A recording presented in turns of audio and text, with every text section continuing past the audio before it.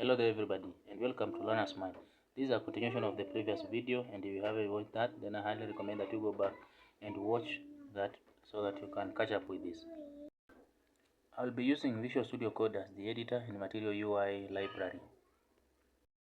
This is similar to what we had in that we have an image and a text, and the aim is to make them responsive such that they fit different screen sizes.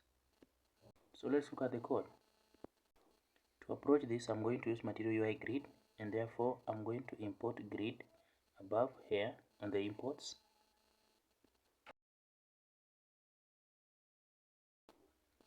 I'm going to create a grid container with a spacing of 1 such that the grid elements are going to be spaced by 1 unit. I'll create 2 grid items for each of those components. The 1 unit spacing is a Material UI theme thing, so it's not in pixels.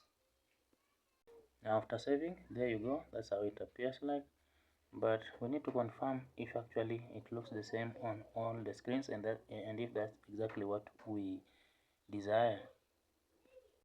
To do that, I'm going into the DevTools to look at different screen ratios and screen sizes. The default is a responsive size, but I'd like to try out Samsung S3 and see exactly how it's going to show this same page. So on this part, I'm going to select Samsung S3 and see exactly how it's going to display on that phone. So this is what I expect the Samsung Galaxy to display. Now at times you may be tempted to put breakpoints on each grid item, which is actually a bad idea, and I think some of people may try to do this anyway. So let me just illustrate what I'm trying to say here, which is a bad idea, because if you have so many grid items, I don't understand how you're going to be putting all these all through. And also, even if you have to create maybe a variable and store this one inside and pass them as props, still is going to be a bad idea, although it may work, but it's not extensible.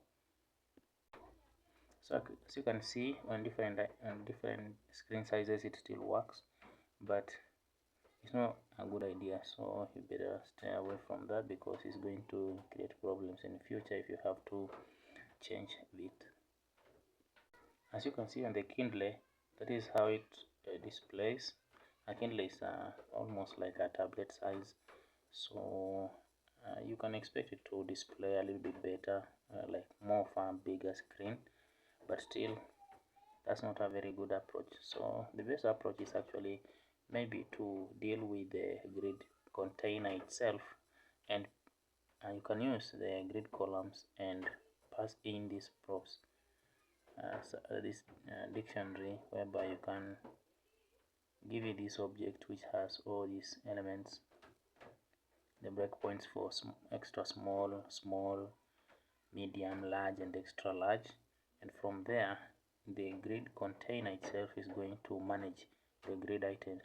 And this is a good idea, because it means if you have so many grid elements, then you don't have to worry about them. As long as you can provide them with the length for each grid element, then the container is going to manage each grid element by these columns that this column object provided. I've tried to stretch this image a little bit so that it fits the container, but I've used bad ratio, that's why it looks this stretchy. But that's it guys, that's how you can go about responsiveness, and thank you for watching.